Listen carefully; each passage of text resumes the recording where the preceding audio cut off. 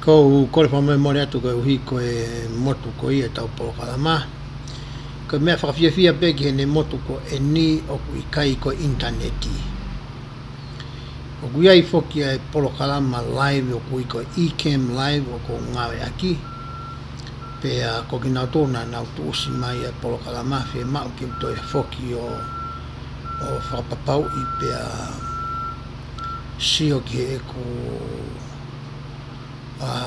password ko ia pe ko lea ko ia ko ngā ki whakangofua hataha ke ne ngā ki Polokalama ko ni kono i ngā he nā ku hau kia pungpungi ni ngā lo ia au ia ai password i pe ko lea whakangofua ko ia nā ngā ki ko hini pe ko ki palapari me ko whakangofua au pito na ko ni ku osi ia whakangofua mea katoa ko mea mahi ngā ni ki tu ma ai interneti Kani o ngai te tau hoko atu ki he wahi hono tahi wa e na ku kamata ko ia i he fo i tepi uro aki pea motu ki atu ai tau whamatala.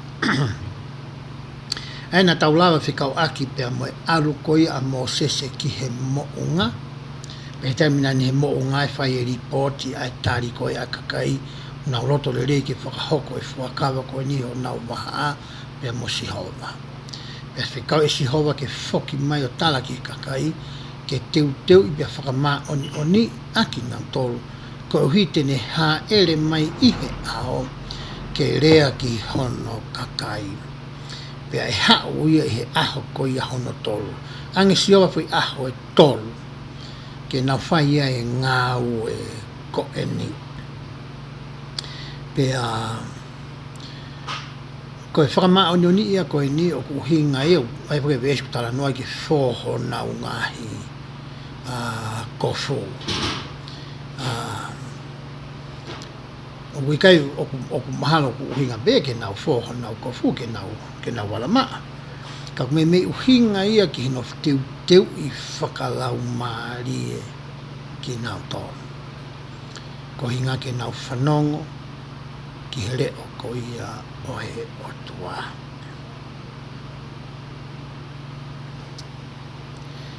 Pe hoko te weso no tahataha. Pe teu ki hono tolu o e aho, ko i uhi hono tolu o e aho e ha ere hifo a sihova ki he mounga ko sainai i he ao o e kakai ko toa pea. O si koe ni hanga talangi koe e hao aho no tō. Nane toi talangi mo e ngā ue ke whai e Mosese. Aia koe ngā ue ko e ni. O whie mau ia ke whakahoko e he kakai. Ai ko hase vese hono tahawa. Pea ke ai hano ngata anga takatakai ki he kakai mo ke pehe. Wakai kia teki mou tolu, o ua na mou alu hake ki he mounga. Pe alu ki hono tafa aki. Ko e alu ki he mounga e tama te i mooni ia. Ke hinga whakangata koe ni, na whikau ke ni aiha whaahinga ahoni whokia ka pau te tawaratu ki ha eksiteni.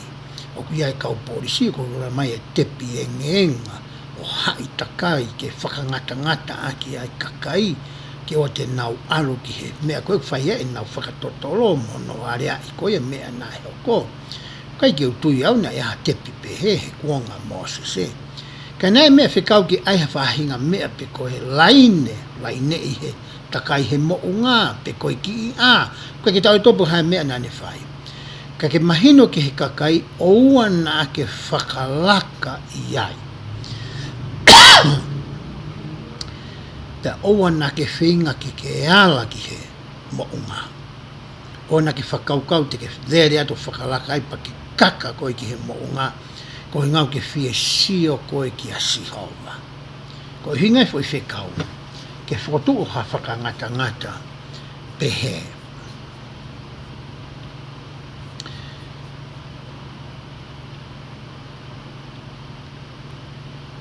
O guai foke ai whakamatala ia i he tohi ko ia o ku iloa ko e tohi ko ia ki he tohi whakaloto ko ia ki he institute pe te uloto ki lau atu ai whakamatala ko ia. O hange pe ko ia ko hono whakotuu o tua e ngahi whakangata i he mo unga sai nei, o ku pehe pe e ngahi whakangata i he temi pare. Ko ki nau tolu ko toa pe ku nau mau hare ko meni temi pare, te nau lava o kolosi i he ngahi whakangata ko ia, pia mau e ngahi tāpuaki o e temi pare. O hange ko ia na tau lawe ko i ki ai, i he mea nā kutala noa ki ai. Ne ia e whakangata, na e hanga ehe o tua whekau i ki a Mosese ke whakatuku. Ko hono uhinga, ki oua na ia taha e fie ilo. Ne taha e lere atu, o horia ke lere ia mui a Mosese, pia taha alo ala ki he mo ngā. Ko mea lewa na talange o tua, ai mea koia he hoko o ka pau te ke whai mea koia, talange e kia, te ke mate. Hoko te westa tolu. E kai hanima e ala ki ai, e ta e tolo makai. Whitau te e taha, ka pai kai te ke mate o ala ki ai, tolo makai ko ia.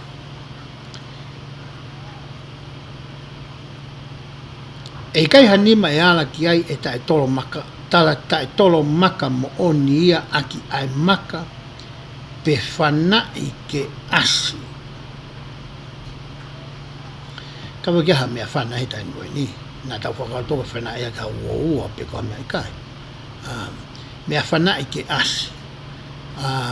Pe koha manu ia pe hatangata, e kai mo o ia. O ka ongo mai ai mea rea o whoroa te nau alu atu ki he moonga. Koe tala nge nia. E lawa ke whaifu i tautea he whaunga koe ni. Kono tautea i koe, e he kakai, i he tūtū na Mosese, kono tolo maka i koe, pe koe whanai a koe hangahau, pe koe tamtea koe hatao, pe koe hatoki. Kai ke whamatawa, i ki ke whawhola i ki ai.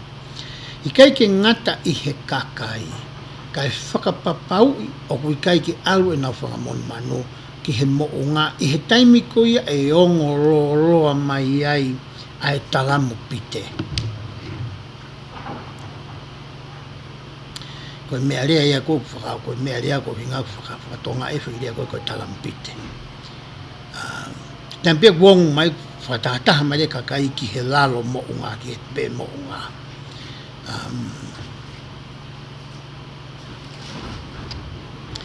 Pena aluhiwa Mosese me he mounga ki he kakai, o ne whakamā oni ai kakai, pia nā nau fō o nā wahi kofu. He taimua nei whoki mai a Mosese, nā ne tala ai tuutu uniko na o ange ki ai ehe o tua te kosihoma. Ke whakapapau i ku mahino ki he loto moe ata mai ai tuutu uniko ni he kohono tau tea ona o kakitalangata ki ai, koe mate. Mesta hani mā. Pea pehe eia ki he kakai. Moutari teu pe ki hono tolu o e aho, oua na ala ki ho mou unoho. Taha ia ngahi teu me whakama oni ko ia nā nau whai, kai ki tu e lawa kia kumai nongo fua pe e vesa mo tahani mā. Vesa o tahano pe, pea pongi haki e hono tolu o e aho, na e hoko pehe, na iei e ngahi mana moi uhila, moi ao matolu ki he mo unga, pea ongo mai ai mea rea, pe koe talamu pite, pea na e mālohi whakamana wahe, ko ia na e tete, ai e kakai kotoa pe, na e ihe apitanga. Ai koe mea koe na sio ki ai kakai koe ni. Mo nau whanongoa.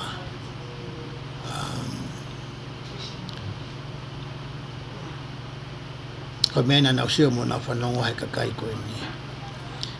Na nau sio fia i ke as ko ia. Ai mana moe ao.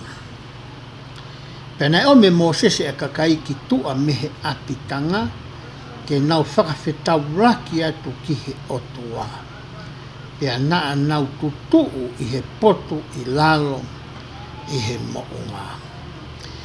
Ka pau te tau whakakaukau ki he mea whakaofo ko ni hoko pea sio ki ai e kau Isileli.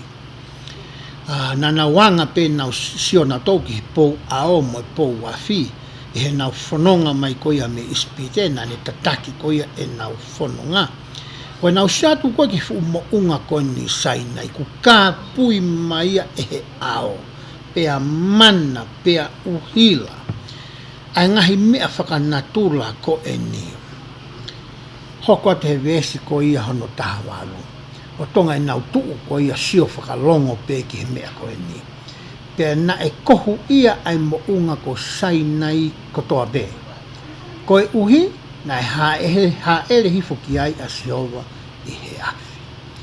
Ko hingai na e hoko ai ngahi mea ko ni ki he mounga ko e mafi mo e nau ia o Siova. Pea na alu hake a hono kohu o hange ko e kohu o hafu wafi. Pea na e ngā lulu lahi ai mounga kotoa.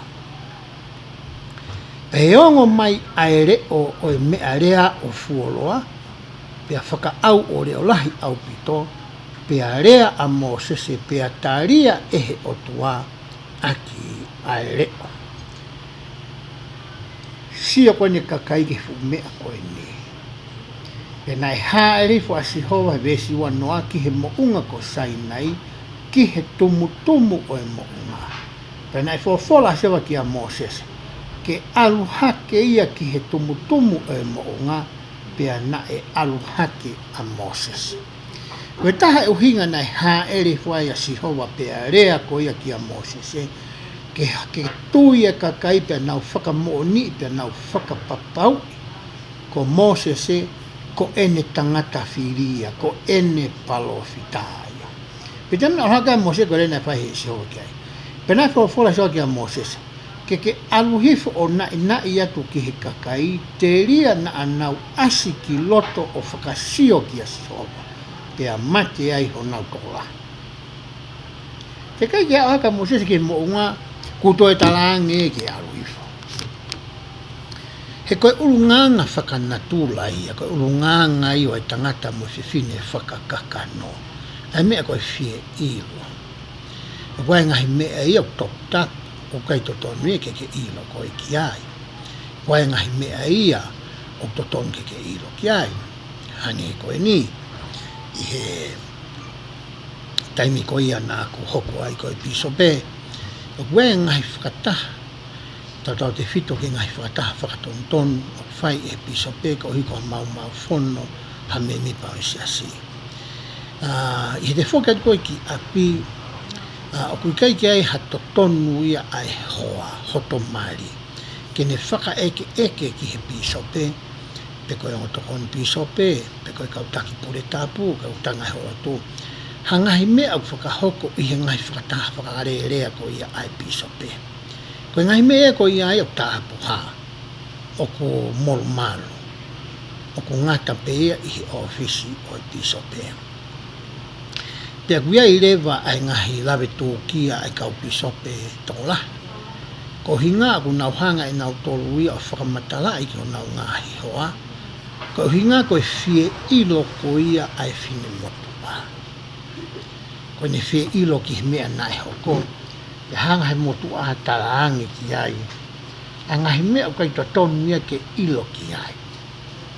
Ko hono mau en he kai ke tamte i ai hoa ai pisope. Ko hono mau e mama ki tu ai ngahi mea whakarilo, me ngahi mea top tapu koe ni, me ngahi mea whaka oku mahino koe ngahi mea ia nai paroparema nai hoko ki hataha i he uoki. Petemi koe e mama i koe ki tua, e morerewa e whalala ai kakai ki he pisope. Ko mea ia na kuako e au mo area awhiare aki mo e hoa ki ai. Me taimpe koe he ku kamata i hoko e pisope. Hei kai ke ko au pea o ku pisope. O ku kai ke kau ia he pisope. Nei loangia kui hataimia, ko whakakaukau ia, ko kau mo ia he piso pe ke ne eke mai hame o tangi ka. Ko e mari ko ia piso pe. Ko ngau e mo whatongia ku whai ko teu hoku wala, sio wahaki mea tokoni ke umau. Ki mua ke alo ke ngahi whatongia ko ia whakapiso pe. Ko ngata anga pe ia whatongia au mo tokoni. Ko me ea koe ka pau kue hame ki utokanga au ki ai ke warea e au mo kuongo tokoni. Ia mo ku whakataha lea. Ko nau tōru ia ko hanga he eke o ange mawhai mo i totonu ke nau tokoni ki a te au. Kai te ke kau koe ai. Pe taimi koe o ku kamata ai ai ngā ue koe ia mo i whanonga whakapiso pe i he whaunga koe ia. Ke whakamahi no i ki mua. Koe mea lewa he hoko, tene i lo i lewa hono ngata anga. I lo i mea ku ne lawa whai, i lo i mea koe ke ne lawa whai. He kei toi kolosia whai. Ko ne kamata kosa wila ine ku te te whamana tu i atu. O hangoi na whai koe ne eiki. Os koe talaange koe he eiki, alo tala ke kakai. Pea te alba Mosese o tala. Te alba Mosese koe ni te tangi toi foki ki lalo o toi tala. Koe taina whai Mosese. Tangi rewa he hoka wha. Pe koe kautalo eiki foki ai aku hau ofi ki a Sihova. Tuku ke nau whakama o noni a ki nau tō te ria na oho atu a Sihova ke te ki nau tō. Pe hoka rea pa tangre Mosese besi kua tō. Pa peange Mosese ki a Sihova. O kui kai whahau e kakai ki he mo unga ko sai nai, he na ake whikau i aki mautolu o pehe. Ai hano whakangata ngata ki he mo unga mo whakatapu ia. Tange Mosese. Mau ki whakapiko whaka Mosese e toi whoki hifo. He nane o stala befo i tūtoni. Tange tua toi whoki o tala. A whio i whoki he o tuai urunganga whakanatula. Nea laungi o kau mo ki nihi koe nea hoko koe whangi kau taura iki tokoni koe ki a Mosese. Na nau toi kau mo i tua whi aluha koe ki he mo unga. Ka koe toko taha pe nea tūtuni ki aluange ko Mosese pe. Uhinga ke ai whakatātā nā o atu. O whikau aki mo whatongia whakapiso pe. E mahino le ia ki a koe pe a mo. Hange koe koe whakangata whai ke te mpari. Pa te pe tape alu ki ai. O kulawa pe alu ki ai ia.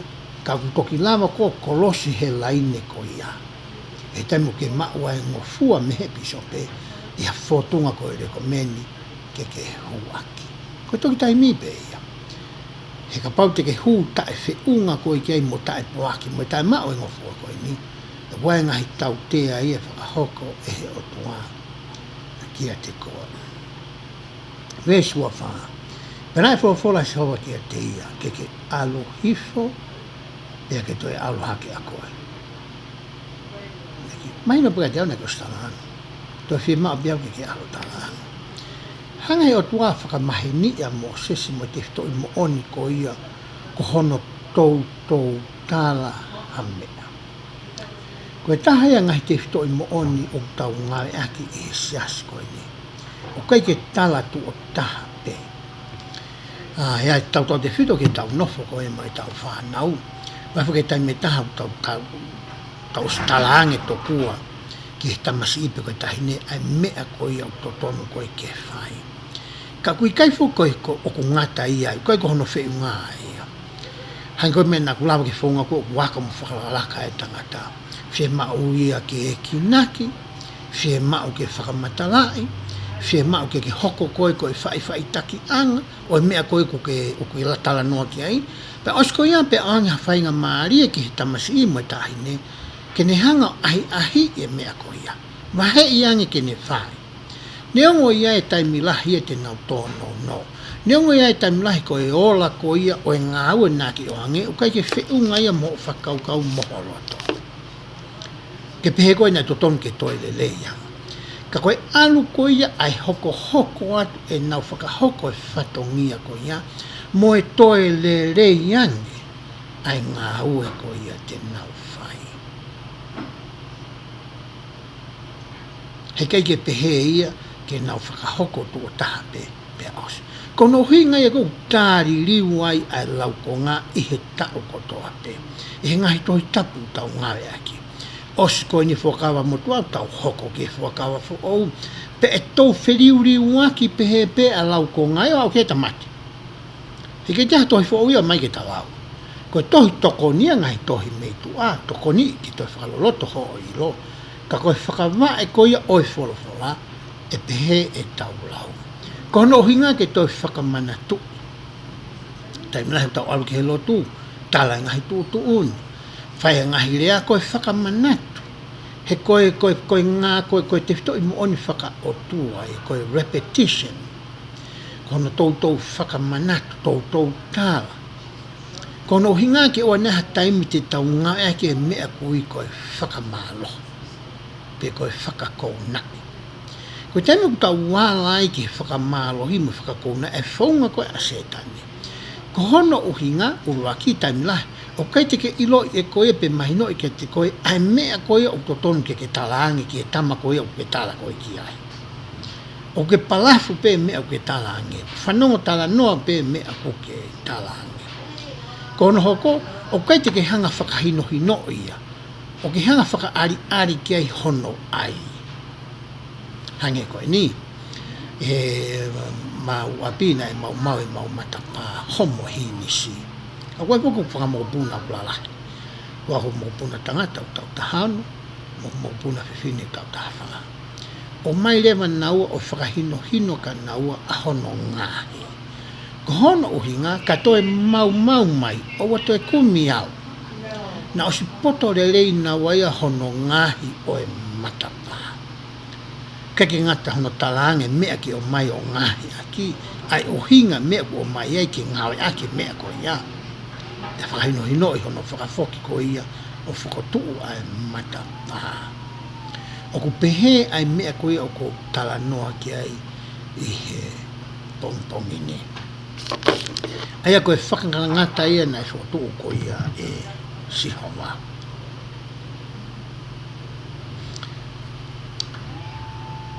E toi talange i kie fui whikau e taha koe ni. E nai wholofola sihowa ki a tia, ke alu hifo, ke toi alu hake a koe mo elone. Kai oua na oho ki loto ai kautaura eki, mo kakai ke alu hake ki a sihowa, te ria na oho atu a sihowa, ke te kina toa. Tange eki, ko alatu koe na oswahinu ke whai, te ke o mai rewa a elone o hau moia. Pea tala ke he kakai, o ia taha mui whanonga mai a moa. O ia taha e oho mai ke whie ilo ke mea koe hoko, i he whunga mounga. He ka baiha ni ihi te nau whai pehe, te nau mate, o hange koe tūtu uni ko ia, nā ku wātō, ia te ki mautoro. Pea wesko no wanima, pea nā alu hifu ai a mo sese ki he kakai, o ne lea, ke te ki nautoro. Nā whakakaukau whoke kau isi leri ia, te nau mamata tokua ki a sihowa. Koe nau whakakaukau ia. E toi to kātini me ngahi whakawa, aia koe toho ia kune hanga toi whakamahino i whakamaala ala, me he wahe walu whaa, mea nā tautara noa ki ai, te ulau atu hawanki wēsi me iai, koutui e tokoni ia, ki he mea koe o tautara noa ki ai. Te he wēsta iwa, o tokari maha wahe walu whaa. Pea mahala usai pe ke uhanga pe whakotu atu pe i he eku kompiuta, ke lava pe o sio mai ki ai, pea mehe o ape. Westa haiwa ko pe he. Pea koe lakanga whakataula eiki lahi ange ko e ni. O hinga e nia ki he pure tapu whakamerekse te ki, i he lakanga koe kau mātua.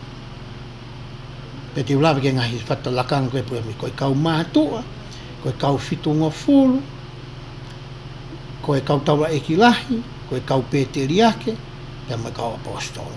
Koe ulakanga ia i he pure tapu whakamerekse te ki. Uhingai fo i se te si. Pea koe lakanga whakataula eki lahi ange ko e ni. Aina mau koe mose se, aia koe pure tapu pe koe lakanga taula eki lahi, o ku pure e ia ai ongo rerei. Ko onga pure tapu ko ia utau ngai ki ahoniku I loa ko pure tapu whaka elone, pea moe pure tapu whaka mereksete ki. Pea ere me ngahi lakanga kehe koe na ako lawe ki ai. Whaka elone ko tikoni ako naki taura iksi pisope. Lakanga whakataura iki ko ia koe pe koe mereksete ki, wai kau mātua fitunga fulu, Peteriake, pea moe kau apostolo. Kau mātua taula I lai fitunga fu Peteriake apostolo. Ko ngahi lakanga ia ihe pure tapu whaka mereksete ki. Aia ko pure tapu whaka mereksete ki, ko nehanga ia pure ia ngahi mea lilo me ngahi whakalere ko ia o e ongongo le rei koni. Ai koko atu koe lau koe ki ai vesi. Pea kone mau ai ki o e ngahi mea lilo o e pure anga. Koe mea ni whai koe pue tapu mereksete ki. Ne pure I e ia, ne whakarere e ia ai o ngongo le rei koe ni.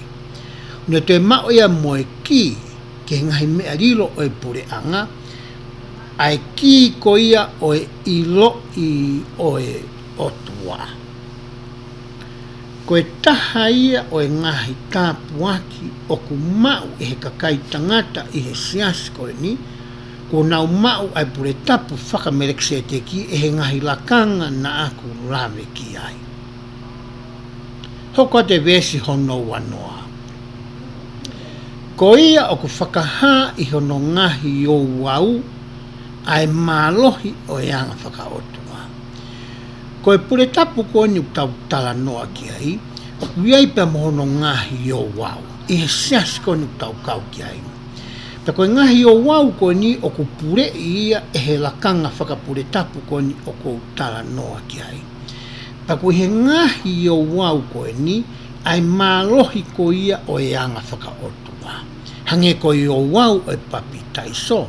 Aia koe taha ia o ngahi o wau whakamo ui ko ia o ku tala mai pe wako I ki tau tolu e siasi, o ku tau inasi ai. Aia koe matapā ia ke tau humai ai, o whanonga whakataha mo e toko lawi miliona I he hala ko ia o e fuakawa, ko e tau tui whakatomala pea mo e papi taiso pea ma o mo mea fuaki o e lau maari e ma oni oni.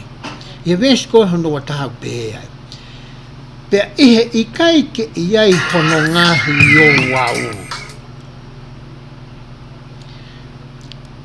Ai ku hinga ko ni ai foi vesi ko ngo mena tala no ki ani nai ko pure tapu o ku ia ngahi o wau ko ia oe ongo rere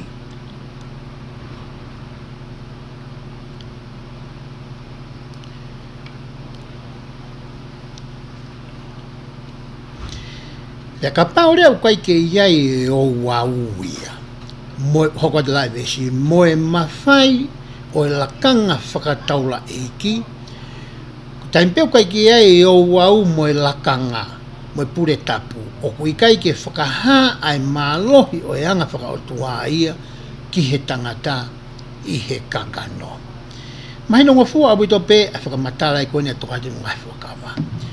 Koe whonga koe ke tau ilo I ai otua. Koe whonga koe ke tau maheni ai mo e otua. Koe whonga koe ke whakahai e he otua a hono mawhai mono mahi ki a tau tolu. Whakawhau pe whai mea e ua koe ni. Koe mawhai whakaotua koe o ona kui koe pure tapu. Pea moe ngahi I o wau o ku whakahoko I he mawhai koe ia. Hoko a te lau e vesi hono o wā. He koe ta I ai e ni. Ka pai kai ngahi mea koe na aku tala noa ki ai. O kui kai lava ai e hatangata o mamata ki he fofonga o e otua io ai tamai pea mo oi. Koe mena lava ai e mo sese mo e lone I he tala noa koe ni ke na kaka he mo unga sai nai pea hoko te mo sese ai whanonga ke mamata mo wholo pea moe ta moe o tua, koe uhi koe malohi koe ni o kou tala noa ki ai. Koe lakanga whaka taula eki.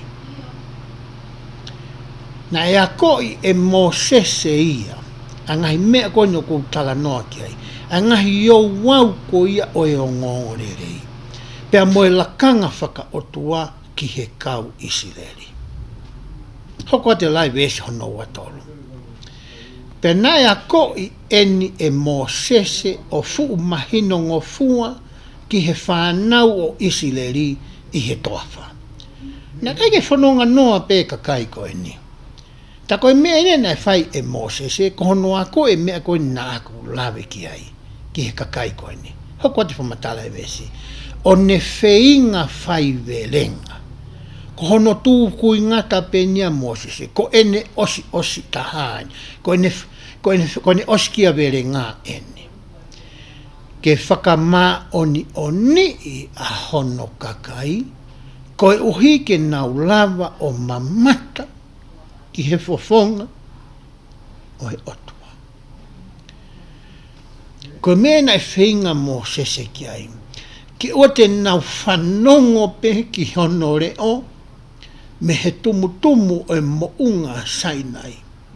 Kai lava ke mamata hona o ngahi fofonga ki he otua. Ko mena e whainga kua Mosese ki ai.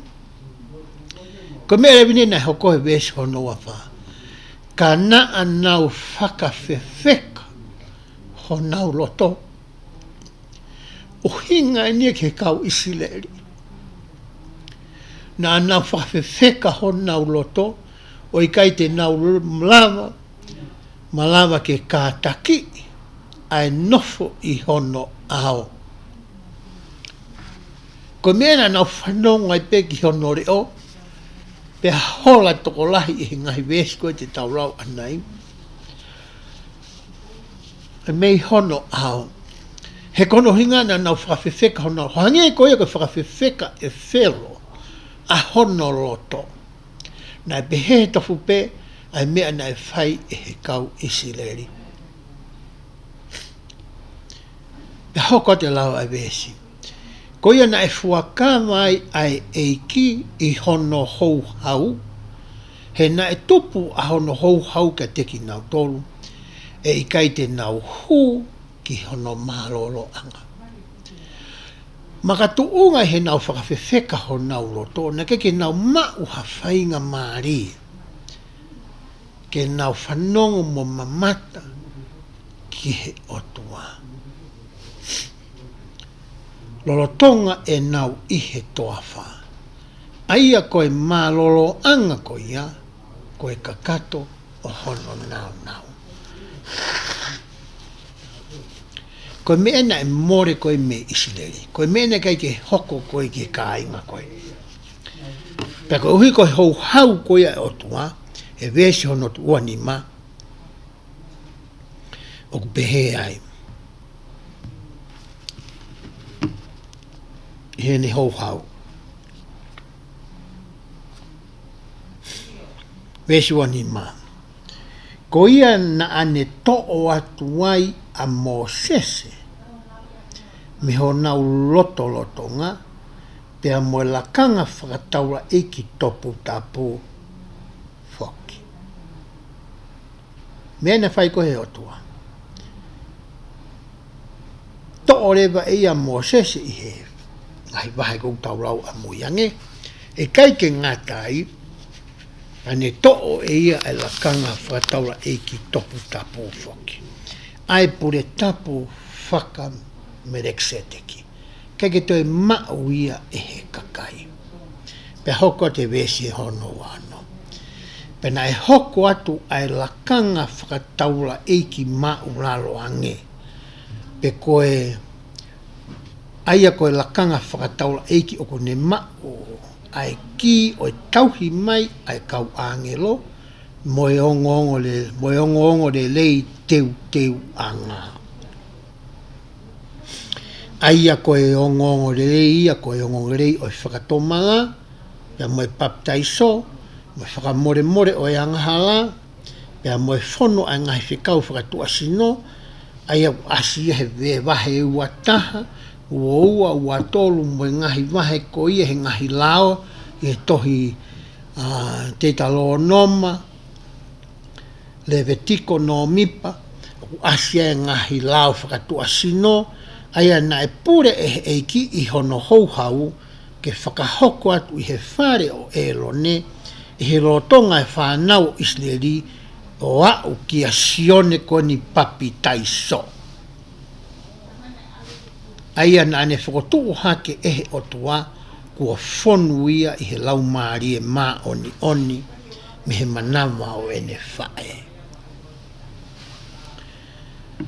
O hanga e he wahe ia koe ni me ngahi vesi koe ni o whakamahi no I kia te tau tolu ai uhinga na kai ke lava I e kakai koe ni ke sio pe mamata ki he fofonga ko ia o sihowa. Ko inga na e whakawhewheka hona u loto.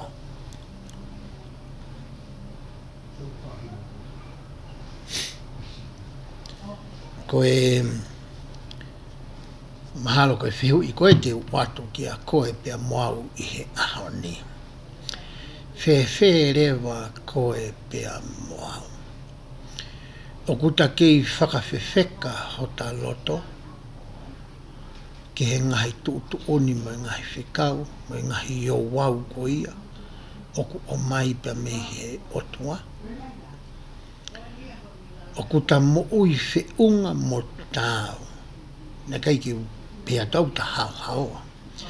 O kuta whiunga mo ui mo tau, ke lava ke ta huatu ki he mā lolo anga o e otua, pe ikai. O hange ko ia, na e hoko ki he kau Isileri ko ene.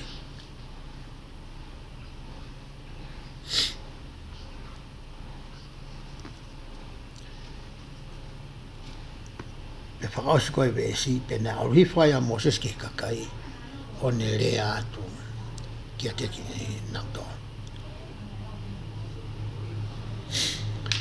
Pe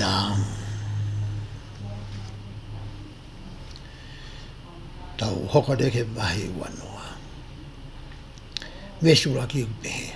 Pe na e fola aki e otua, a ngahi fola ni kotoa pe opehe.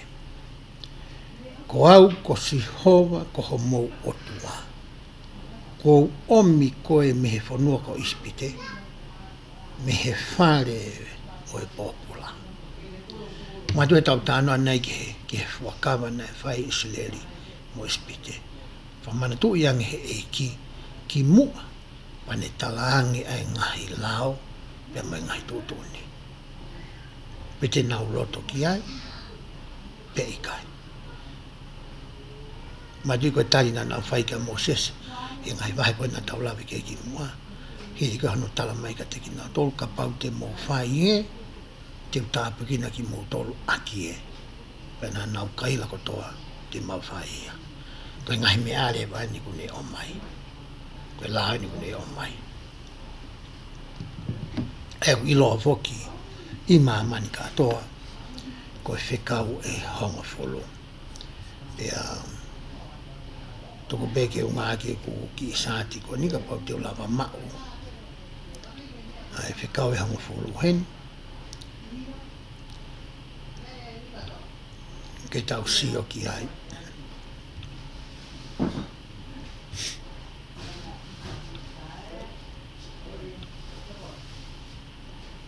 Goeni. Hange ko mea na kulawe ki ana he I whakawa ko ia na e whai e sihova ko ia pea moe kakai koe ni. Koe whekau ni moe tōtō ni pe ai he vesi ko ia hono tolo. Oua nā ke mao mo au ha otoa kehe I hoku au. Hanga sihova talangi he kakai koe ni. Nā mo sio mata ki he mea na e hoko ki he ngahi otua ko ia o e kau ispite. Aia nā mo nofa e whiunga mo e tau e whāngi au tolu noa. Pea mo mahi noi. Pea na e ako I kia mo tolu whanongo tala noa toko lai. Pea mo sio ai ho mo ngau e whakasewa niti ko ia na e whai ki ispite ki he ngahi otua tamapua koe ni. Pena mo sio ai ki hoku mafi. Pa mo whakamo ni i ai tako au ia si hova koe o tua mo ui pe ia tape. Kai ki uto e loto au ki uto ia o tua kehe ke ne whakauo wa ia. Ke mouto e ngahi e mouto ia hata mapua. Ko hai te ni to e ngahi hata mapua iha i misi o hai ke loto ki ai. He na e ngauhi ki taua ia, ai tangata mo e whiwhine ihe i misi o e otua. Ka pau ke whimau ke ilo i peku natula whiwhi o tua peku fōtunga whiwhi. Sio pe koe ka kohe sio ata. Na e ngauhi ko ia i hono i misi te mohono tatau. Whikau hono wā, Vespa. Ona ke ngauhi kia te koe ha whakatātā. Pe ha mea whakatatau e taha. I ha mea i he langi i olunga. Pe ha mea ku i he whonua i laloni. Pe ki ha mea ku i he vai. Pe he lalo whonua. Hanga se hoa talaangi ki he kakai koe ni. Ona ke toi ngahi ha mea whakatātā. Mea whakatātā i langi. Mea whakatātā i mamani, mea whakatātā i lalo whonua, mea whakatātā i kiristahi, pea moetahi, pe koe ngahi vai. Kote te ngahi koe mea whakatātā ki ke loto ki ai.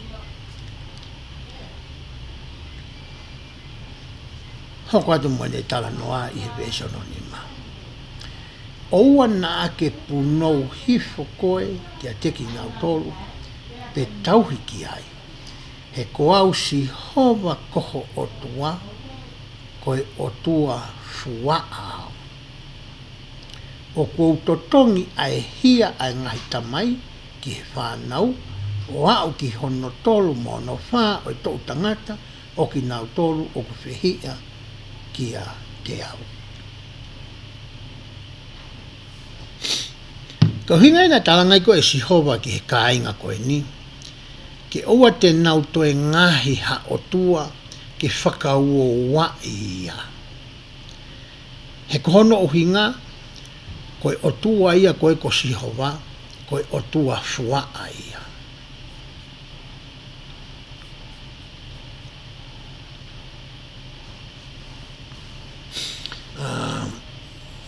Koe whairea fo koe fua, koutou ia uia koe i te fuwhie mai ki hanga whakamatalae. He wao foki ai tuunga o i fua a ia. He lama e he tangata, pe koe husi pāni ti, pe koe tangata, pe koe whiwhine. O whai hato e hia ia e ta, o kuto e lahiange. Ake taimi o hanga he fua a, o ngā he tangata ki tō hamo i hata. O hanga he fua a, o ngā he ai tātou ake, ke hoko koe, ke pule whakatiki tato. Ki hono hoa, ko hinga koe ni fua. Ai aku hinga pehe tano, tau silo ta tole uhinga mea koe fua. Koe ka mea usai. A mea koe fua, koe mea whakapopola. Ka pau te fua au ko hoa, ko mea pehe ko te whakapopola. Mōre haku taimi ono whakasio pe ko alu ki whe, ko hai ko alu mo ia, ko whewhi tu ko alu kei whakakou mai. Mōre haku taimi ono whakasio mea ko ia. Ko mea pehe whaia ku ia e ngahi, hai o nofo mari. Pehere mo tuku pāke nofo ai. Pa tuku ange peke whai te riha. Tuange tawatani whalere ni mooi. He kune ilo e whakanangata. Naka pau e kolosi ai. I whakanangata ko ia. Koe mea ke hele vai e ku whahanua rei manota no ni. Uhinga pehe e whai Wees ko nā ku tala no ko ki a whikaaki mo i fua a.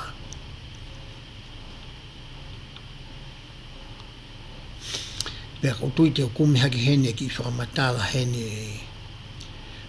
nā kumana tui nā ku to'o mai o whikau aki pea mo i fua a. Pea ka pau te mau te ohanga lawa tuia ki te ki tau tonu. Koe uhinga whoke o tua tamapua ia koe ni whakatata. Na he taimi whoke ki mua na he ngā ake ngahi whakatata a kau pe koe ngai whakatata. o ngai maka ka ku he ahoni fokia ko ke tato lava tawa o ngai afu tiki pe ko tamapua ka wenga hi me ia o matelie ko ni o ne hang ia o whakau o wai ai o tua pe o hoko ia ko i misi pe ko o tua tamapua o kutalo tuki ai te ulawe ke ngai mea o ia o ku hoko ai ngāue ko ku ke ngāue ai mo mea ko mao ai a o mo ui ka pai ke tau tokanga e hoko ia ko o tua tamapua ke lotu ki ai hange ko ni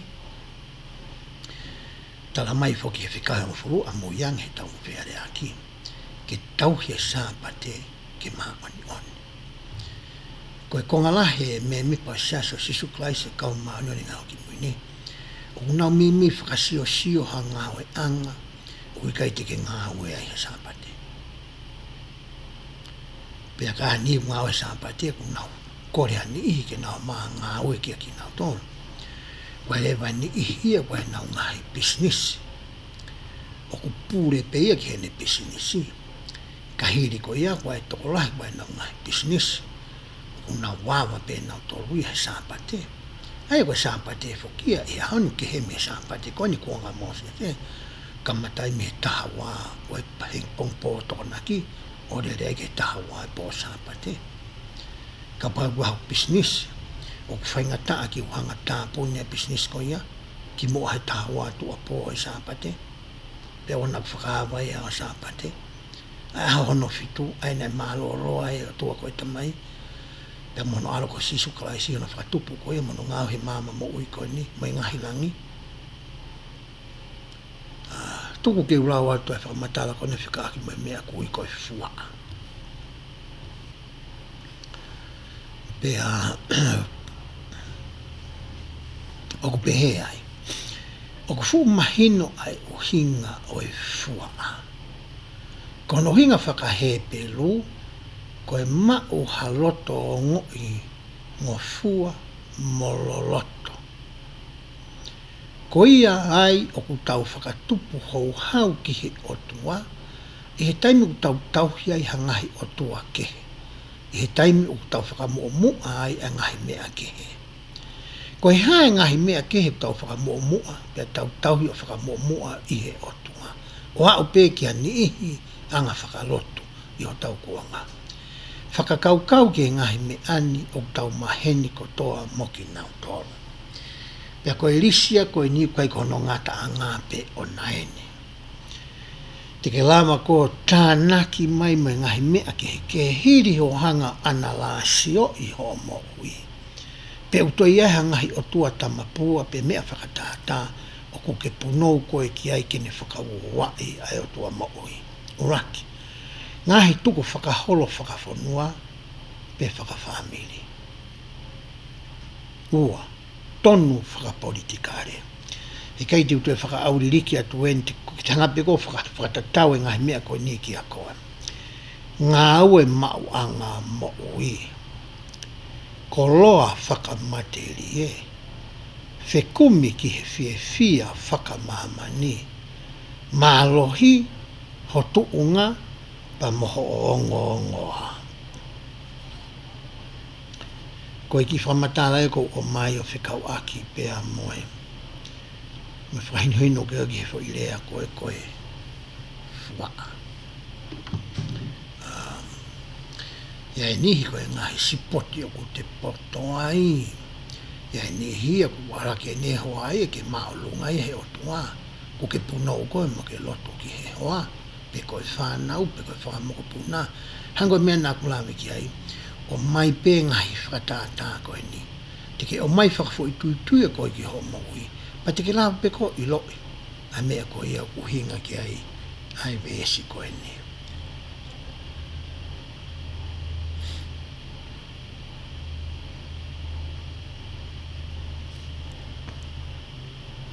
Vesi hono.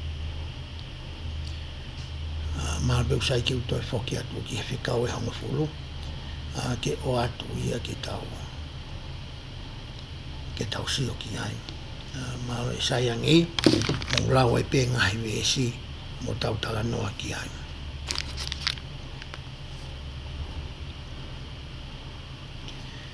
veso no pe au whakaha ai alo ofa ki he ngahi toko awhi o ki nau tolu o ku ofa ki a te au mo tauhi e ku ngahi whekau. Koe ngahi whekau eni, koe whakawani whai isileri pa moe o tua, pia koe tāpua ki eni ten talamai ne alofa. Veso no fitu, ai koe whekau ia hono tolu.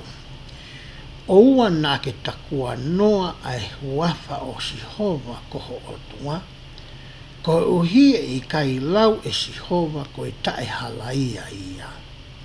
Aia o kune takua noa hono huafa. I he tau nofo ko ia i he mo ui whakamaterie o e ahoni, ngai ngai anga ku tau ngāwe ai, o ku tau whanongo lahi ai he kakai, o ku nau ngawe aki a hingoa o e otua, i he uhinga o ku tae whakaapa-apa. Tau te fito eni ki he kakai koe o nau rea e rea whakapritania. O ku haha molo fia fokia, i he rea whakatonga, ka he rea whakapritania he kakai koe o ku tau o hingangang tau ngāwe ai, o te mamata tonu ai kita ki he mea koe ko no ngāwe aki hingoa o e otua i he whaunga tae whakaapa-apa.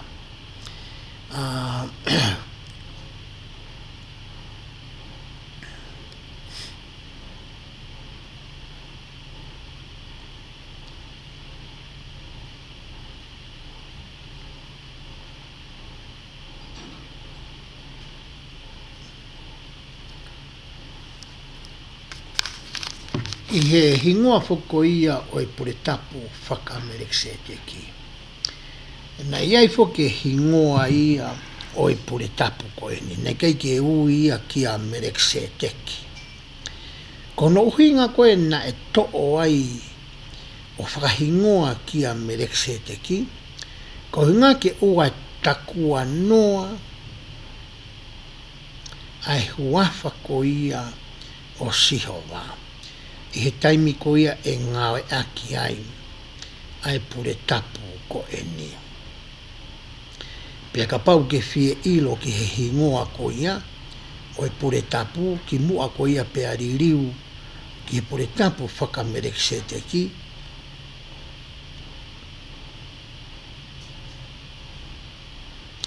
O ku hai he tohi toka te rine mo e ngahi fua kawa,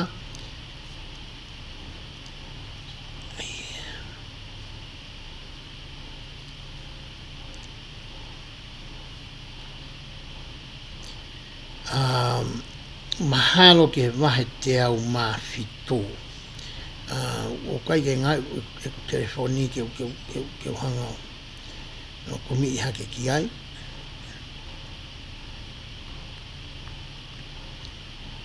Ka koroto pe ke hanga o lau atu mehe rea whakatonga ai hingoa ko ia ke ngā aue telefoni a koe.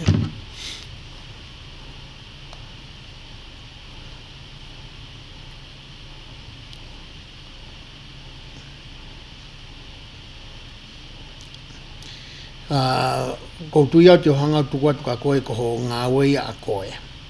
Koe kotahe ho ngahi ngā koe a koe. Ko ho lau ai ko kumi i ai wahe ko ia asia hingoa to tonu ko ia o e pure tapu. Pea na iririu rewa ai hingoa ia me iai, pea ui rewa ia ki he pure tapu whakamerekse te ki.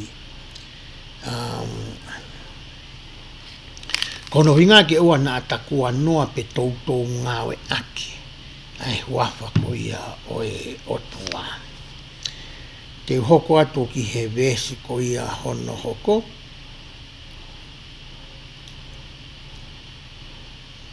He tohi vesi exotosi. O se takua noa. pehe ai. Manatu ki he aho sāpate, ke tauhi ia, ke maha oni oni. Koe aho ia o e mālolo, koe aho ia o e tohinoa, koe aho ia o e aahi, kia teki nau tolu ku nau whainga tā ia. Koe aho ia o e whatafa whamiri, koe aho ia ke whaia e tohi hoko, koe aho ia ke te telefoni ai ke ani, au whie mau e te tokoni. Nai pehe foki e taha koe ka apostolo koe e aho ni,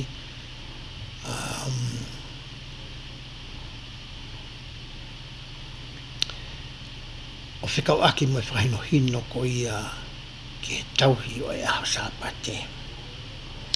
Ai koe apostolo koe niko petna. Hine kei topo hake na ni hanga eo ai halisi tokoa.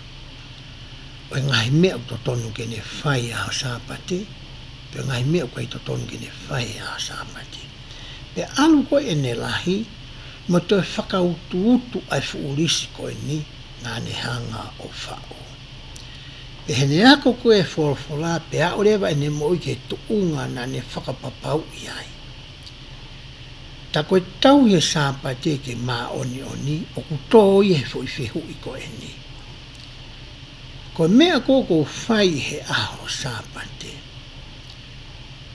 O punehanga whakawhie whia i ai otua, pe punehanga ia whakamamahi i ai otua.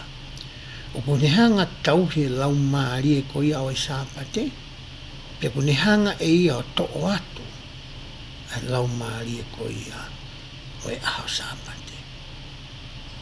Pe ramina ne ma'u ai i whihu i koe ni moe tari ki ai, na e whaingofua au pito e ne tauhi e ia ai sāpate ke mā oni oni. O hange ko ia ko e whekau hono whā. E haoni whoki kau ai mea kui ko e kai whare kai he sāpate, mau mau e sāpate. Ko e sio TV a sāpate, une mau mau e ia ai lau maari o e sāpate. Pea ku whaingata ki ulau ate ngahi meani na muroto mamahi mai ki a te au. Koe mahu inga taha ki taunga ake mea fua koe na mai e petna. Pea koe mea fua to tonu ia he eko whakakau kau. Tene hanga o talatu ki a koe. Pe oku ke mau mau e sāpate. Pe oku ke tauhi ia ke mā oni oni. Pane tarang lewa ai uhinga ko ia, o tauhi e o whatapu ia e aho ko ia, ko e aho mālolo, pē ai. Ko e aho e ono ke ngāwe ai, o whai ai ho o ngāwe, ko toa pē. Anga i kio mai fui aho e ono.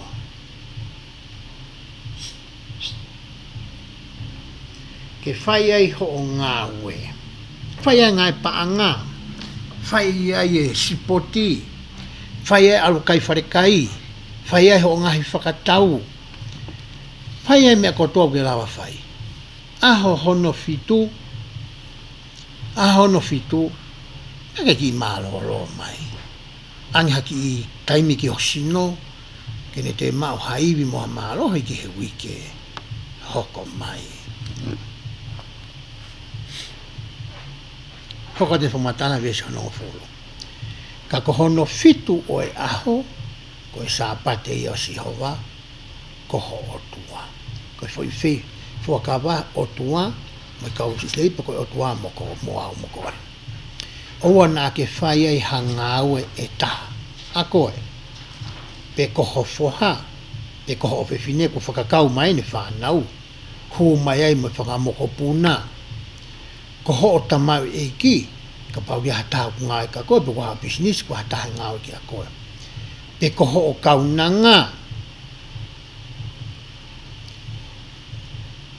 huinga kaunanga ia, ki ka kai fifine o nga ngau e whakasewani ti, pe whakatamai o eki. Pe ko o whanga manu, pe koe muri o ku nofo i holoto a. Ka pauka tau ewa mai ki ho api, o aike mo mamau e sāpate. Talange matabure, koe aho nia, koe aho sāpate eni. Ka pauka i hape ke ta lawe lawe. Koe lawe lawe te ta whai te ta lawe whakawhola pe. Te tanga tau ao, o area e ngahi mea nei hoko he lau toi whakasāpate, pe koe whakatapure tapu. Puka whehu ke loto ke utokone atuai, puka mea te whangata i ka te utokone aki ai. Pe te tawa ahi ki ata, koe mea te talawa tawa whai. Nau eke whangamon manu, whi mai ki nono o nau tolu, ki wana na wo mau i sāpate. Hoka ni whamatala.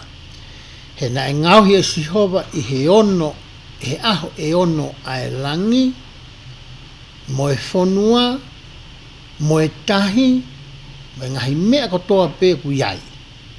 Ia ne mālolo i no fitu o e aho, ko ia na ai tāpoa ki iai e sihova ai aho sāpate, o ne whakatapoi.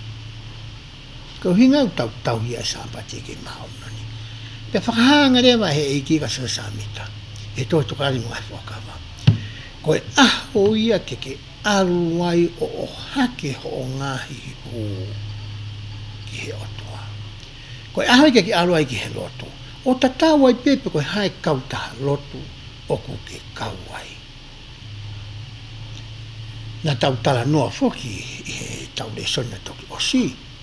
Ko taha foki o teu ia ke aho tapu, kai ke whai pe aho sāpai, te ukamata ia me aho toko naki. Ko aho ia o te waki o e sāpate, o e whakatau, o e teu ha mea toko, mo e hāfua. Kauai mo e po uri, ke mohe e fiafi he po toko naki, ke aruatu ki he lotu e aho sāpate, o ku ke malou lau. Pake ma teu whakalau mari, whakama opo mea kotoa po sāpate, nā ke teu I me ngahi wike koe kuhiri, pe mehe moni te. Ki ka atua tau te kalasi, o ku ke kau he whetala noa aki. Ka ati ka tau tu koe pa ke kau koe whiu I whakawhihi, pa ke kau koe he tala noa o mai ngahi whanongo tala noa nā ke whanongo ai ki mea koe kuware ai. Ka ke lava ke tokoni ki he whai a ko pe he whiringia ki o ku whai, ke lava ke hiki hake e toko taha kotoa pe ku I he kalasi, I he tuunga whakalau maari e ko ia, pe a tari mo e ngahi whehui a nihi ngau o mai mo e ki he kalasi, e nau ngahi whai ngata ia. Hoko atu e whekau ko ia hono nima, pe he vesta hawa. Whaka apa ki ho o tamai mo ho o whae, ko e uhi ke fuoroa ho ngahi aho I he whonua, o fuaki e sihova koho otua ki a te koe. O gwai e mea mahoinga utawaka me he vesi koe ni. Ko e uhi ke fuoroa ho ngahi aho I he whonua, o fuaki e sihova koho otua ki a te koe. Whamahina whai vesia koe ni, o so mai pehe o tuae ki a koe moau, ai fo I taimi ke ta mo uiai. E mamani koe ni. Ko ne patoa pe fo I taimi, koe ta alu a tau aia. Kei te hatu eik fufuru te nea whakalolo e fo I taimi koe ia. O hange koe ia koe tala noa na whai ke te moto, maha peo moke mana tui. E tala noa ko ia ki he palofita ko ia ko Isaia mo tui ko Hesekia. He temna poke lahi ai tui pe au ko Isaia e vatu ki ai. Pe talange e tu e fofolange tua ka Isaia talange e mate. Pe temna mawahe ai na tangi la loa e tui ko e ni pe te talange Isaia to talange e ti whakalolone mo e ke tatanima. Ko e tāpua ki a whakapaapa ki he o tamai moho o whae, ko e whakaloloa si hova ho ngahi aho I he whonua.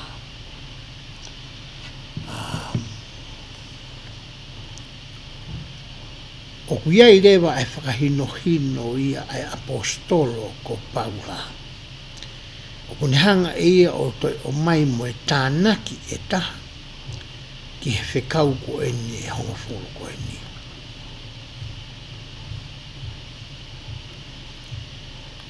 e tohi ko ia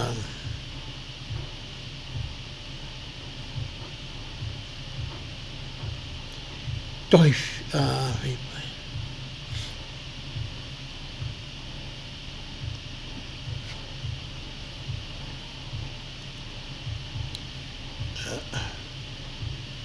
so tohi efeso vahe o no vesi ko ia hono uraki ai whanau mou talango fua ki ho mou mātua i he eiki he oku to tonu eni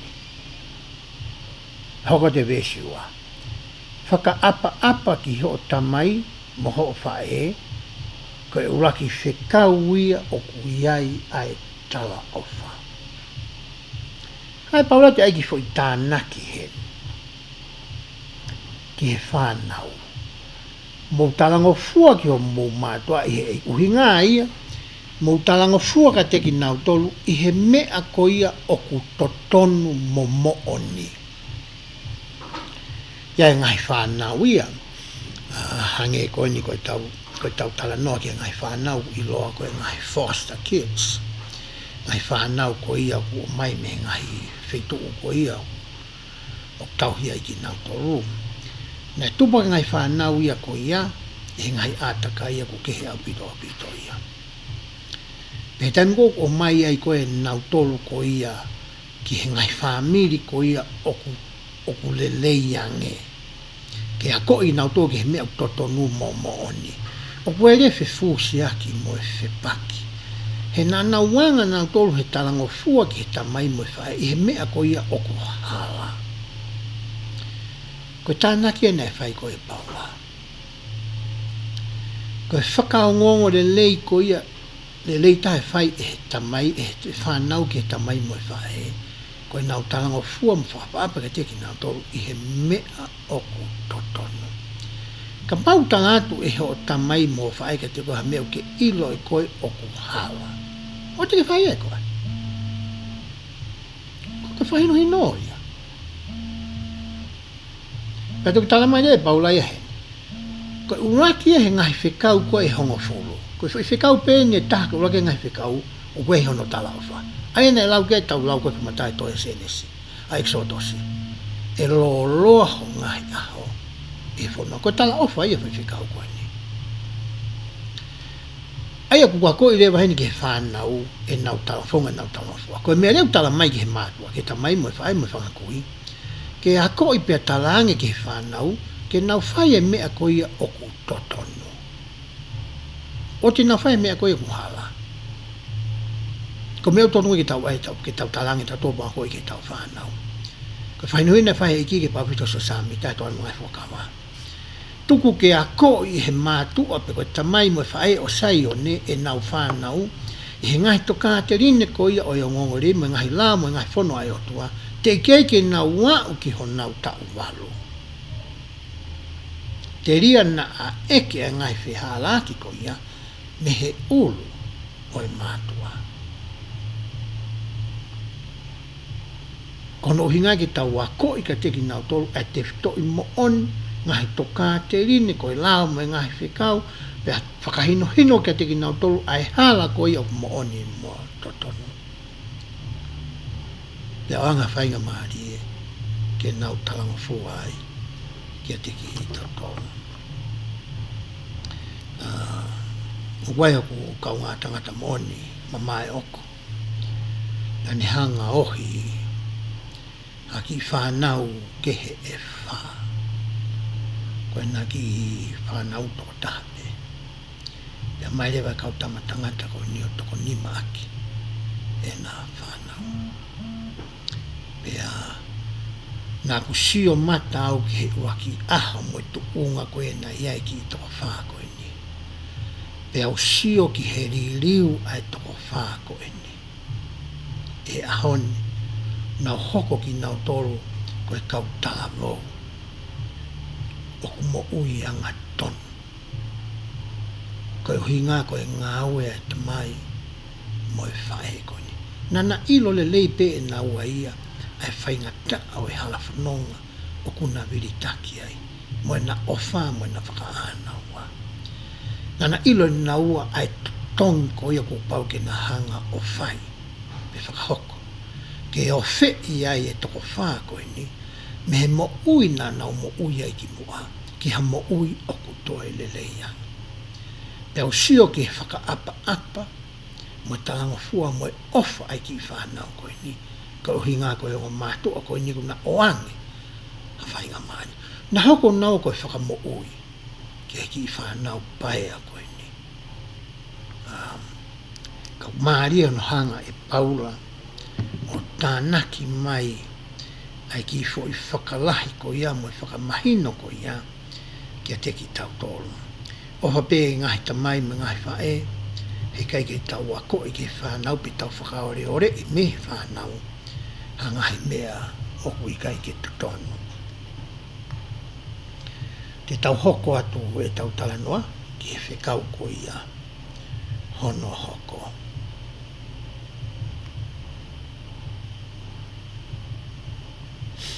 Weso no tātou lupe he, oua na ake whakapo. Ne kai ke pehe mai whiwhika oi oa na ke tāmati tangata. He kue ke he ia o e whakapo, la me he tāmati tangata. Hange ko ni whiwe toko lahi, whewhe kakai siasi ko ni wohe he mala e tau. O kunau whakapo, ko e tari ko maha tau kautaki ki ai, hika. O kai ke nau whihia nau tolu ia, i he lao koe ni. Ko hi ngā koe nau talanga fua ki he ui ma tūtūnia e whanua. He kai te ohanga whaka o hinga e whakalao atu kai ko haloe a uia. Ai o hinga mo i whai ke he koe a whakapo me he tāmate tangata. Ko mea bek mahino ka te au ko e whakapo i ko ha mea na ke tuku loto. Ko hafo i whakakau na ke to horo i he taimila. Me ko ha mea na ke itai. Ma ke whakakau i mo ke palani ke to'o ai ha mo ui. Hatake. Hanga te au koe hinga whakalai whai ka whapo. Ko e tāmate tangata ai, ko ha mea na e hoko. Pe ko whatu tāmake extend. Pe ko ha mea na kai te ke loto ko i ki ai. Ka nai whakatup na tupukosa. E ne hoko. Pa ke to'o ai ha mo ui. O ku mamafa foki he o tuae fo i lao ia koe ni, he ko iena ne whaki e mo ui. Ko iena ni ngahi koe bea mo au. Ko iena ne tala mai ai. Ko hai koe ke toha mo ia ta. Neungu ni mai ngahi. Ai ngahi exception bega ngahi whonga ke. E lama ke te whai e whakauku koe ia. Hange koe ni. Asi toi whaina hino e se asi o pehe. Ka bau oku tu e tuunga ai whae whatu tama ki ka usi i whetama. Ke lava pe ke to'o e pe kai mo ui e whae. O ue pe mai ngahi tuunga ke. O lama ai ke whakahoko ai ha mea ke whai e mawahe me fo i la koe ni. Ka koe tū nia pehe. O ua nā ke whakapo. Ka hono hoko o e whekau. Te utoe hanga pia o ato e tau sāti ke tau sio ki ai. Hange ngari sange pia mo sio mai ki ai lolotonga. Ai whakamatala ko ia te whai.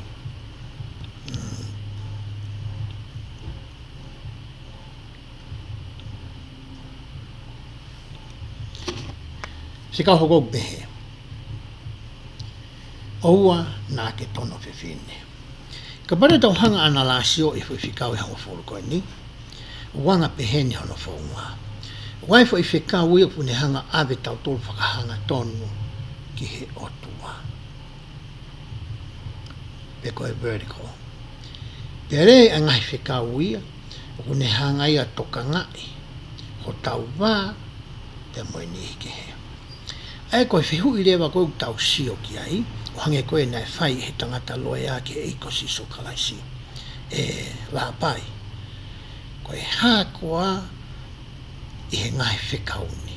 O hange koe asi he whamatala kau tangata skola, pehe kau tangata koe ni waifo i whikau e ono nge au tautoro. I he ono nge au tautoro koe ni, ko whewho i whikau ko mahu ingataha. Koe tari koe nei whai he iki, ki ke ofa ki he otua.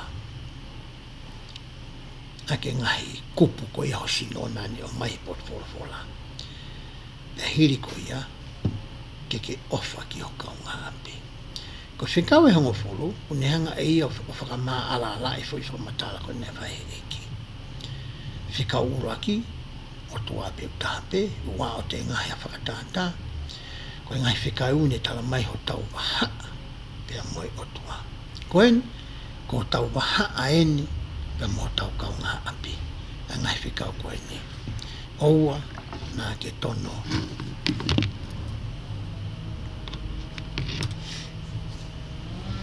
fine te tau to tana ke ona ke tono tangata na ta tau pe he kuhanga e he ni hi koe o nau mau i foi whikau koe ni o mau i mea la o ku mau e ngai family la kau hinga koe whikau koe ni me tanu e tau tānoa ki whikau koe te mou whatoko ngai koe whikau koe ni o kai ka whikau i e tu utaha o ku nau fitu iake o ku fi ai ngai whikau koe ni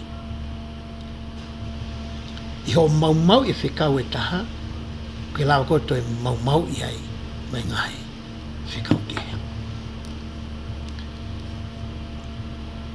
hoko atu e whamatala koe e whikau hono hoko oua na ake kaihaa koe kaihaa whoko te hanga to'o ha mea te awe ha mea o koe kai ko ha mea ha mea take ne kai ke more hao sirini kai ke more hao kakawa kai ke more hao pupuhu kai ka lape ko to'o mea ko a moia koe mea koe kaihaa ai un tanga maheni ki ai ko mana tu i behe a tana hu mai ai ngo fini matu ki farkoloani pe na ma sio ko ke ngai ko fa to ngai farkoloani na sio ai fini motu ata ki ta vala ai na sai ai kana kai ke ni ma o ia se ni ti fe unga ke ni fata waki ko ia nani o mai lewa ki se ni ti ke ta ofi ki hoko ki alo ko aku ai ki me ata kai ha asi e fin motu ai ko ni ata ba ya ri moia ya ha ni ke he fi mag fata ta ba ko ni us puria ta ba ya fai no fata to yo ma al mo fin motu ko ni te ha le fin ko ni to ton fa os mai ma inga mo ta ba ko fin ko ni koe me mi pai sa su Christ e kau maani oni e ngai aki muini e ne whai kai haa koe ni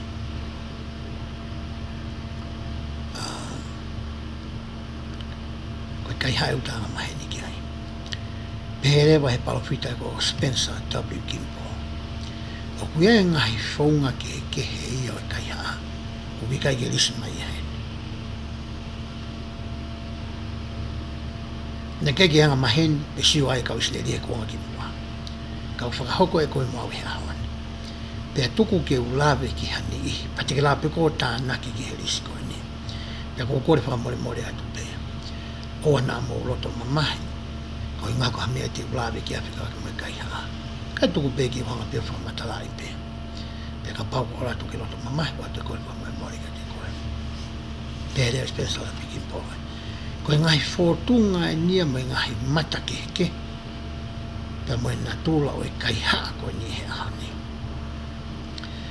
to la te tau to tau ngai ka ta wa te tau to la to nga to kai ha as ha me ai ka ta ha to me ki api tu ku ke ka pa wa te ka ta ai ko ni ko na me afa ma ki ha mo i pe ta la ke mo to ha mo me ai mo hua i ta ka pau ke to ta e poa ke ko ha me ke sai i ai ke ha ko mo ia pe ki pol ke ka ha ko te mo tau ta ia tau ka ti te mo fai tai no tau nga o ai ka pau le ko tau wanga ka he lo tonga nga o hange ko ni to ai to fai ma lo ange tem tau ma lo ai ko tau kai ha tau to pe me nga o ia ko ia to or fu ni fai de tau tex pe sten kim polo ia ka pau ke hanga koe o ai hani I ke hanga to kua claim ko whire unga a ki koe kau whaile tax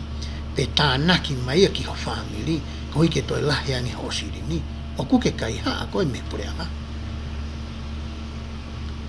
pe ka pau ke hani hu nau hanga li liu ha mea I he nau tax ko inga ke te mau hasiri ni ulahi ange o ku ke kai ha koe pe me pureanga ka pau ke hani hu hanau ngahi ngawe anga tatabe po business pe koe iate o ko hani hu nau ngawe ki a koe pe kai te hanga koto tongi nau tolu o ku ke kai ha koe pe me ni koe ia he kono hinga foka o hinga nā tō ngawe ko e sio mo whaka am ke ia ki to tong ko e senit ko hinga e tau ngawe o ngore ko hinga tau hai ke mo I ko ni ko e tau ngawe ke siwi ki tau topi ke tau mau ai mea ofa ko e mo I tai ngata o ku e pare mo e to tongi o e mea ko toa pe pe whakauria ka atu ai tamai wahano ki whamiri ala tua ngawe atu ki a koe pe osi koe wike ia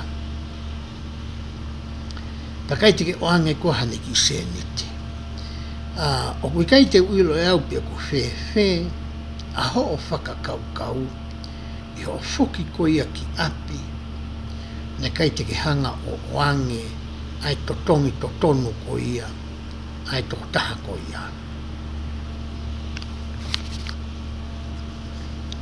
hoko te whamatala ko ia a Kimpolo o kui ai whoki ai ni o ku nau hanga I nau tolo kai haas ai loto mo e tokanga a ni ike whae nau tolo I ngahi mea ki nau hanga o kai haas aki ai loto ko ia tau te fito ka pau ko I loto ko ia ko hataha I o mari ia tau whaere vai tau tole ngai mea ko ia ki tau hanga o kai haas aki ai toko taha ko ia ia koutu he kai ki utu e tānaki au ki herisi ko ke ilo e ko e ia e toi tutu uni fo o ko ia siasa sisu kai se kau mane ngai haki mo ini na ia pe ngahi mau fono ia nai whakahoko e he kai ngā lotu na e pau ke iai ha whakataha re a ia ke whakahoko ke a teki nau toro pe kono ai e taha na e lama e he piso pe ia o hopo I ki nau toro whakasiasi o mai nau toro ki he office e piso pe hangare e piso pe hopo I ki nau toro ko hinga ko e mea ko ia pe ko e mau fono ko ia na anau whai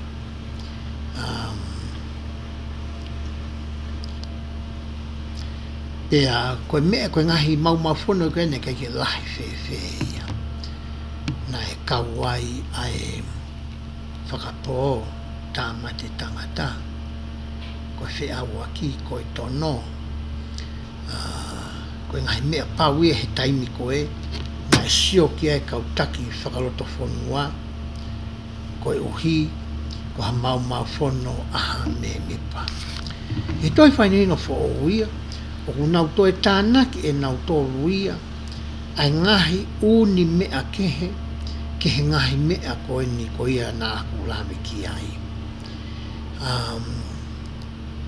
pea ka pau te uhanga o lau atu pea me he tohi whakahino hino koutui e lele yangi haku hanga lau atu me iai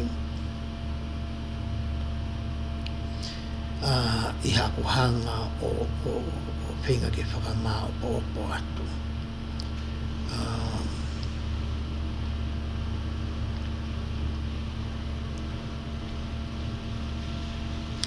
ka pau te tau alo sio ki he wahe ka pau kia hao tohi whakahino hino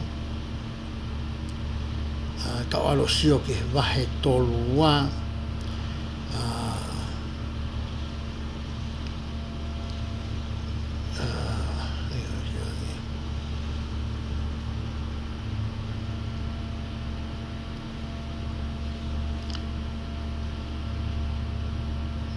he wahe tolu wā I he poine o no pea mo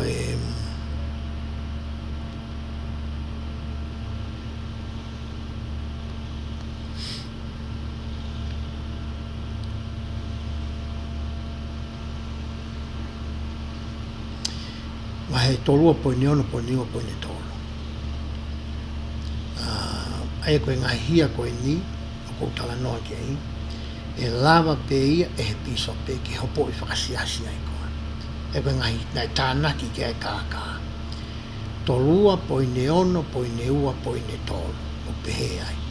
Ngahi ngā ue kākā.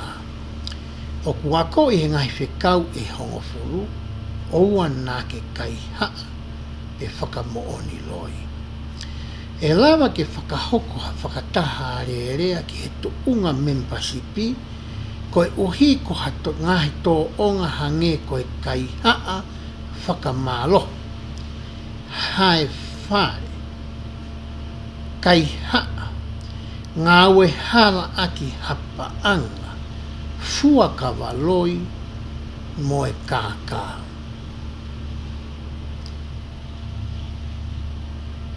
Ki he loto kākā ke whakatupu paanga. Mea fuowi o tānaki e he otua whakafou mai i hono kautaki ki he tohi whakahino fuou koe ni tau ngāwe aki. To'o hanga tonu mea me he whekau koe ni tau tānoa ki ai ke oua nā ke kaihaa. Kai ke whanangata pe ki he kaihaa. Ai kau te hanga o toi lau atu whakarere ngahi mea.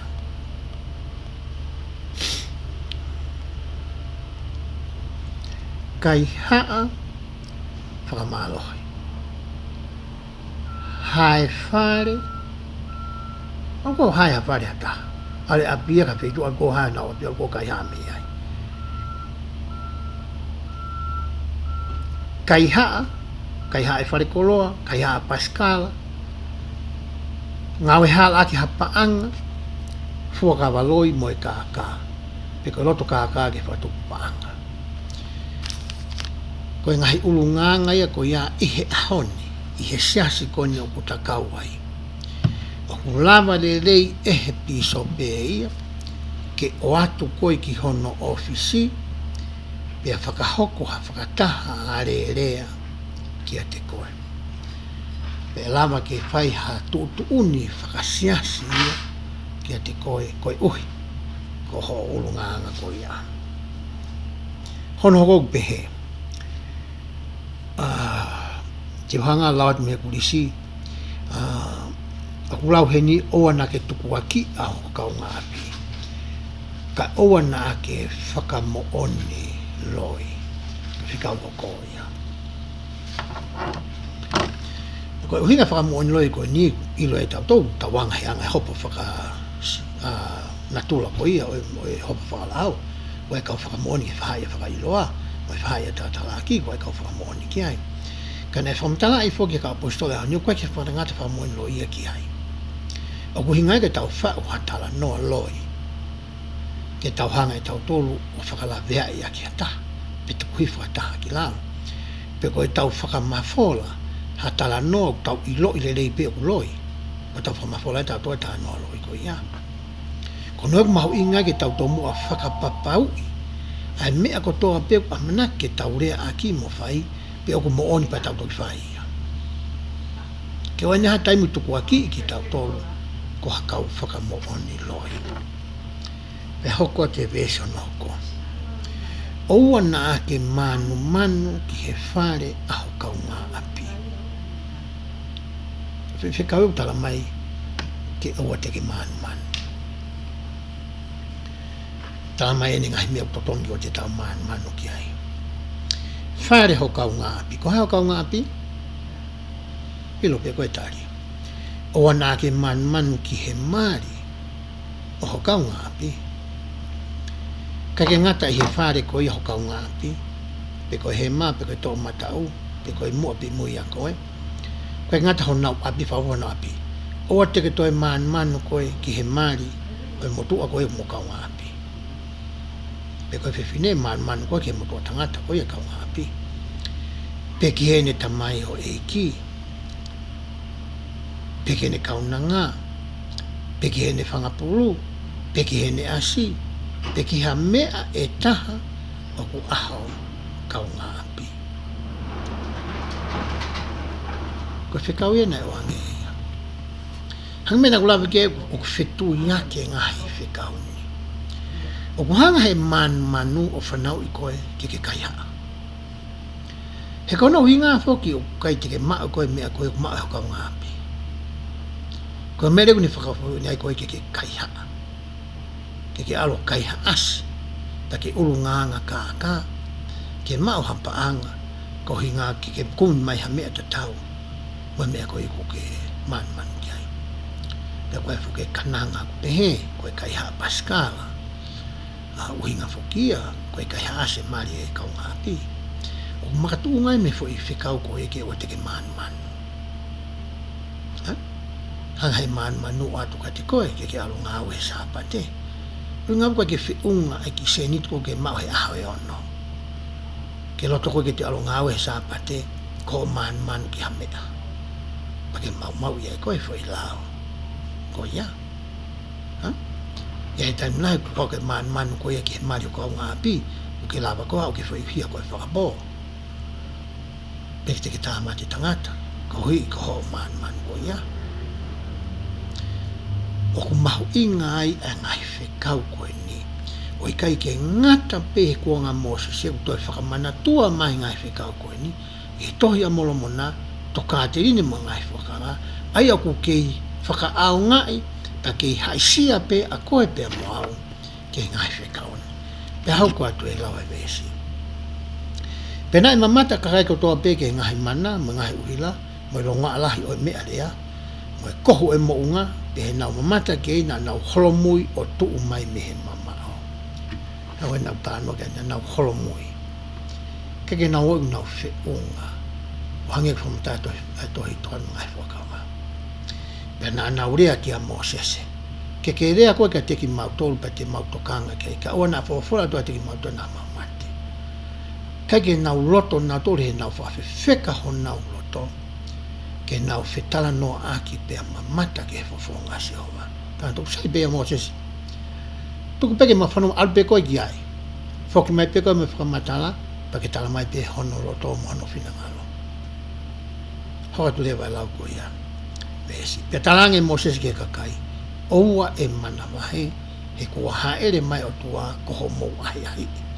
E ho mou au ene mana ai au ene mana wahe ke ua nā mou whai anga hama. Ka hapo ki e whaunga koe ni ku hoko ai ngahi mea lahi e tau mo ui. Une hanga e ia mahale ke kwaki roto ngai whi lek whamana wahe. Une hanga e ia te whamana tu i ki a koe mea ku ke whanonga toi koe ke tonu koe ke au ngai ka koe. Ke toi whaton tonu ho tau hala. Pena tu aka kai mehe mamao, pea ununu ta Moses ke pa uri matolu, ai ana a fio ai o tua. Pena e whawhora asi hoa ki a Moses ke rea ke whanau si rio pehe, ko mou mamata ki e kurea ka teki mou tolu mehe langi. Ai whawhika hanga furu koe na to epe Moses i he ongo maka. Tengo tua, ko mou mamata ki e ku ngahi rea. Oa na mou ngauhi ke whakalahi aki au hangahi o tua siriva.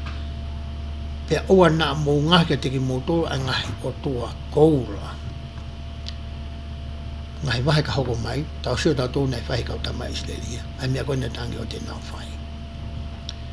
Ke ngahi ai whei lau anga kere ke a te au, pa ke whai ai ho ngahi whei lau tutu, mo ho ngahi whei lau whakarerei. A ho whanga sipi, mo whanga pulu, pe he pot kotoa pe o ko whakaha ai hoku huawha, pa te uhau kia te koe, pa te utapua ki i koe. Tamina haa se te loo koe kia Moses, se nei whai se te loo whila loo whamalo ki o tua. Nei whai whikau koe kia atama mehe kamata, anga neone ka ki mahino kia te ia. Toi talange pe whikau tatau kia Moses. Ke oa ngahi ha esi, ha ngahi tamapua siriva pe koula. Ngahi ha esi whei lau. Pea tuku ki ai ai ngahi whangamon manu ko ia o whai aki homo whei lau. Kia te au, pa te uha o tāpu ki nā ki moto.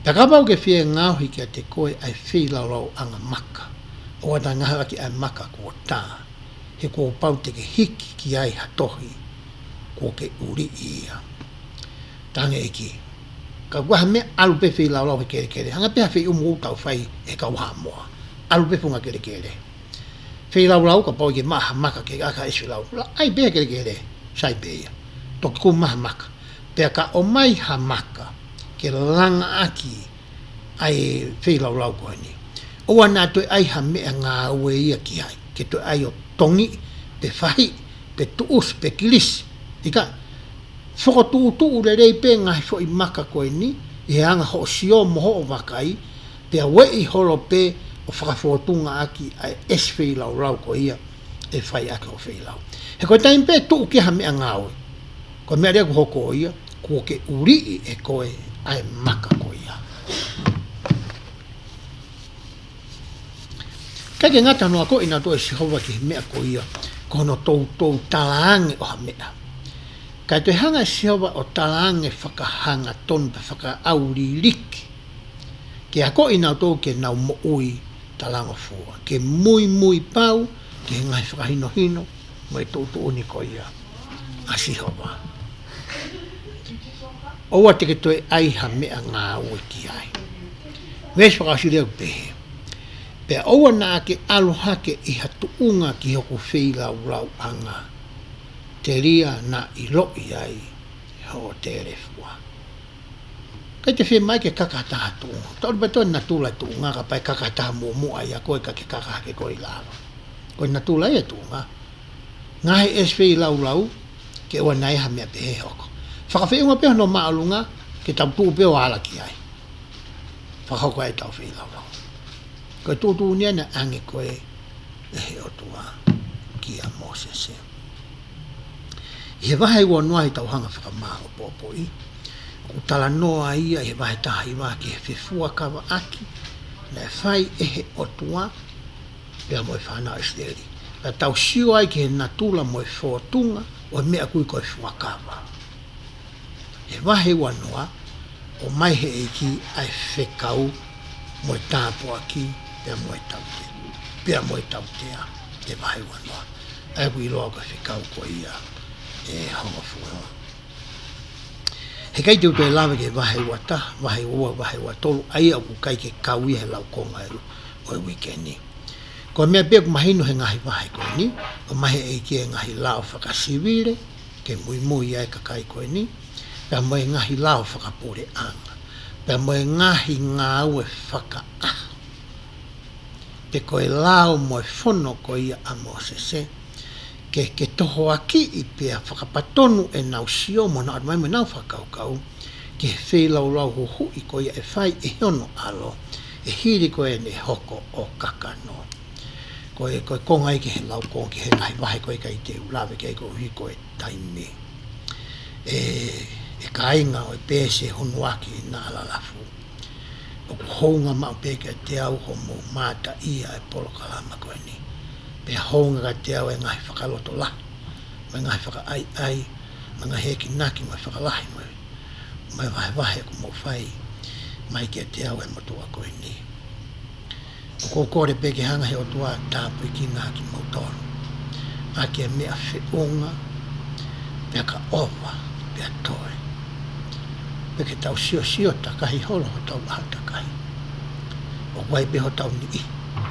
o tau pe ho nau ngahi i ma tau te whito ka teki nau tōku nau tau leke reka ke lawa ke tau whai hato koni ki a teki nau tōku koe whakaamui a moe kore moe ofa ku atu wahe tau pō kalama ke tau inasta tau ai mo tau whangatuanga ane mo tau whangatukoua i kai ngata e siaso sisu klaisi kau mano e haki moe ni ka kiki nau tōru whoki o ku nau whiwhiri mo whikumu whie ilo mo whehu ia ai tui o ku takau ai e wafa sisu klaisi